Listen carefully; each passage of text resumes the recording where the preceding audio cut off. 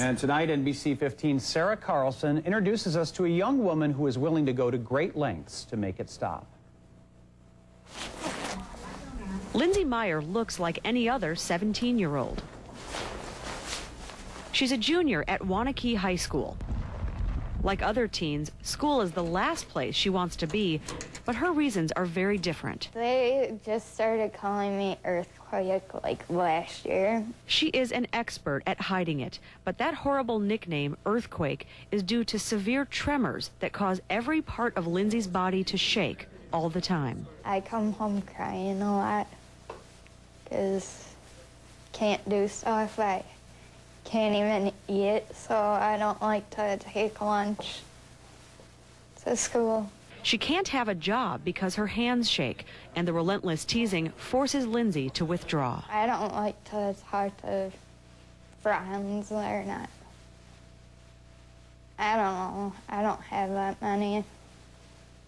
I don't know what it's like to be her. I know what it's like to be her mom and watch her, and it's heartbreaking. Heartbreak is something Lindsay's mom, Julie, is familiar with. Lindsay and her brother Bobby were born with galactosemia, a rare metabolic disorder. And this is the kind of butter we can have. Any food with a trace of dairy or lactose is terribly dangerous. So they can't have it in their diet because instead of the body excreting it, it just stores it. That can lead to things like tremors, mental retardation, liver failure, even death.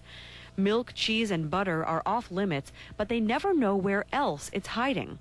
Experts don't know if it's hidden lactose or the progression of the disease itself that causes Lindsay to suffer. So we saw a lot of neurologists, a lot, and they all said like different things. We can try this, we can try that. We tried them all, and we just watched the tremor get worse. That's why she is the first galactosemia patient to ever undergo brain surgery for tremors. When she found out she could have the surgery, the depression went away because she had hope back.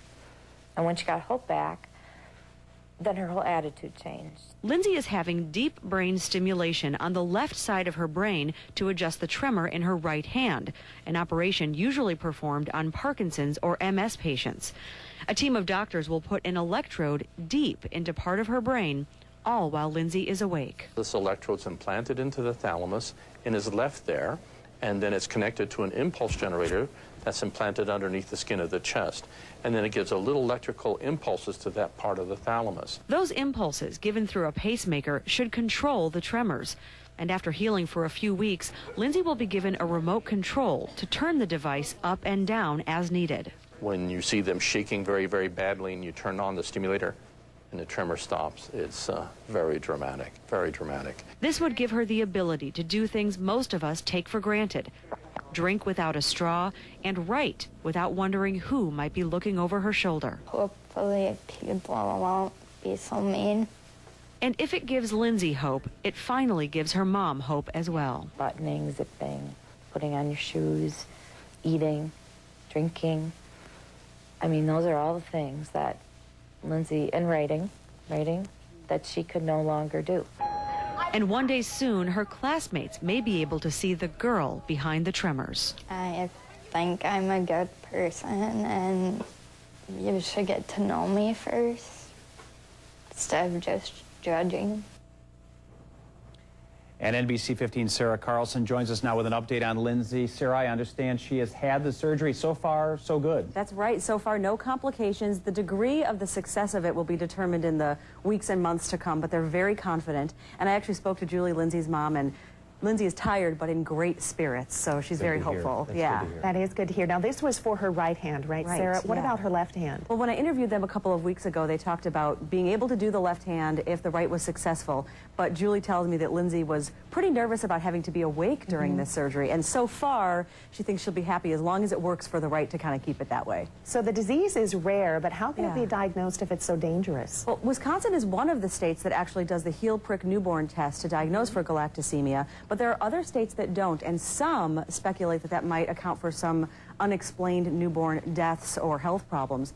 However, here at UW-Madison, they're trying to do research and have been for about 20 years to figure out how to do more about this ahead of time. It's such She's a great story. a courageous young woman. Absolutely. We sure appreciate her taking the time to share her story. It's and we do very hope to important. have an update for you, too. We Great. definitely Thank look you very forward to much, that. Sarah. Thanks.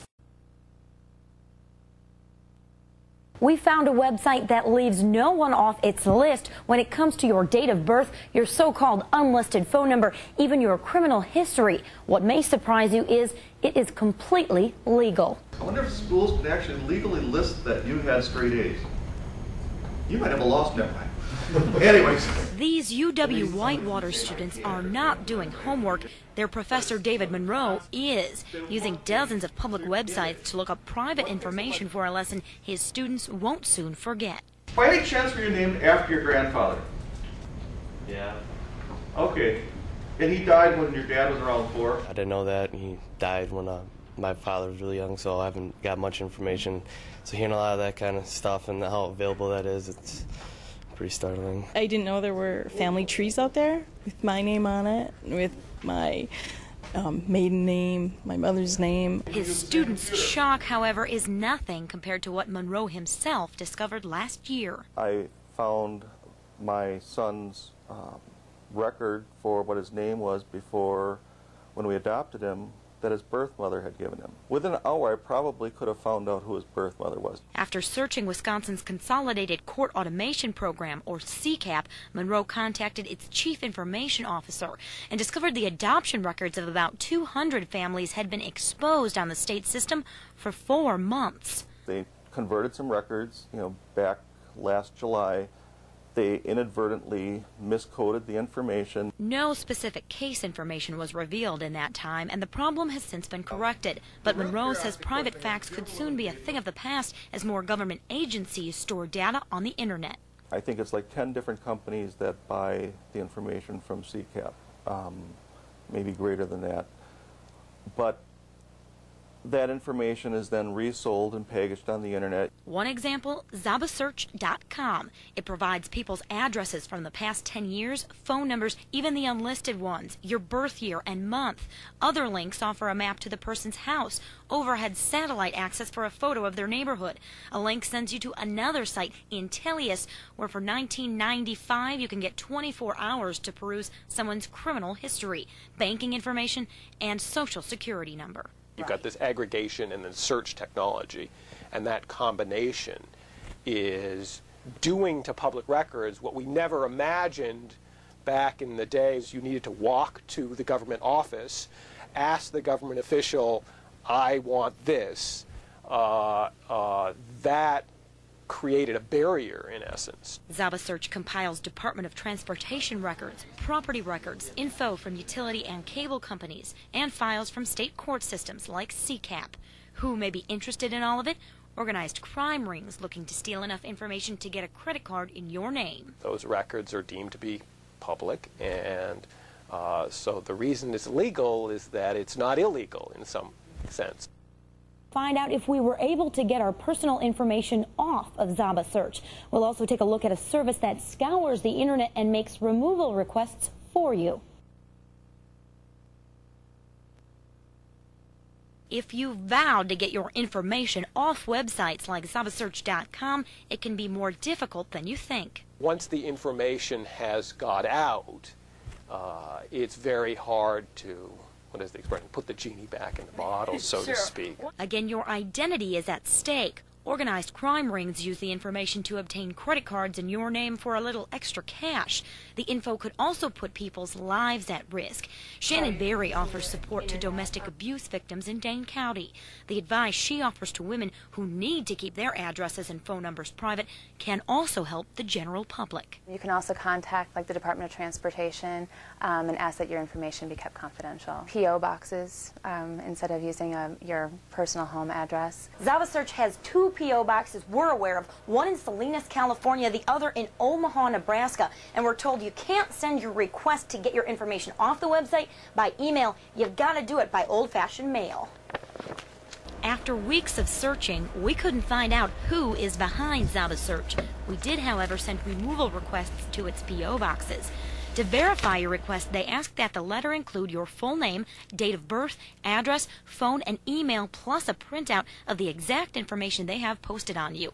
We chose to include only the information they already had, an old address, no telephone number. The company claims it will email you when the info has been removed, but at airtime we had received no response. We found one company in Virginia that will do the work for you. My Public Info scans thousands of websites, search engines, even blogs, and submits removal requests for you for $5 a month. There are 9,000 public record databases, and that's everything from bankruptcy, liens, judgments, real estate, marriage, divorce.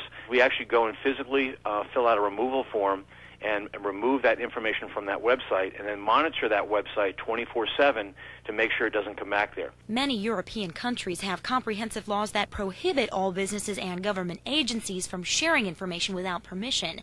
Professors Desai and Monroe say the United States probably won't follow suit, but could address the issue in courts or with legislation. It is going to be piecemeal. People satisfy their idle curiosity, but it's primarily businesses that benefit. And a lot of businesses will want to fight to keep that information available. There are ways to protect yourself. You can opt out of DOT mailing lists. There's a link to the department's opt-out form on their website, NBC-15.com. That's also where you can find more information on My Public Info and its identity sweep service if you're interested.